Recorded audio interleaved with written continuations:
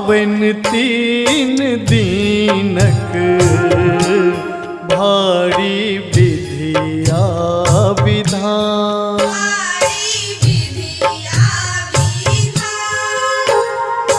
करब हमहु छठ के बरतिया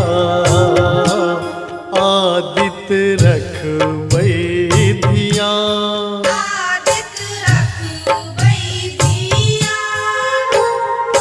कहै छै लोक पावन तीन दीनक भारी विधिया विधान।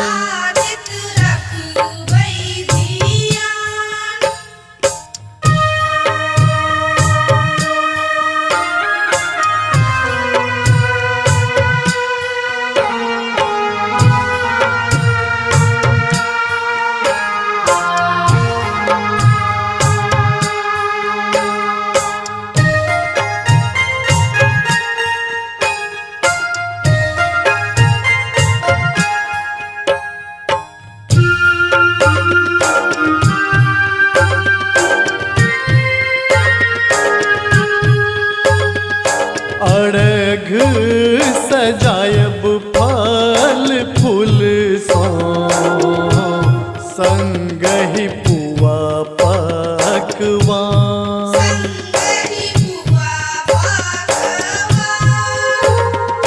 हाथ जोड़ विनती करै छी करब कष्टक निदान।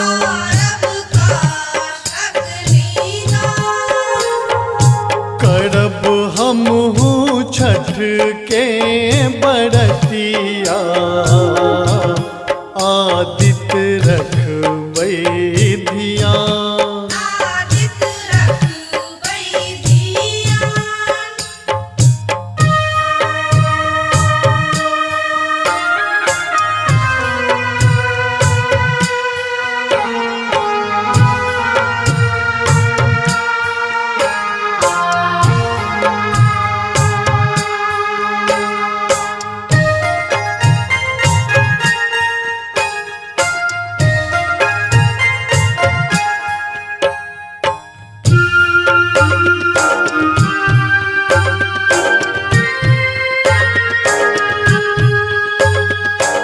एतबे अछि आस हमरा मन में सुखी रहे संतान।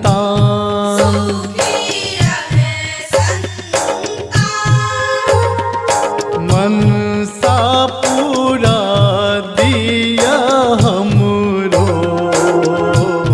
करब सिद्धन गुणगान।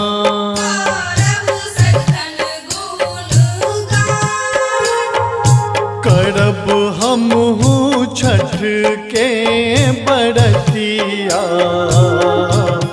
आदित्य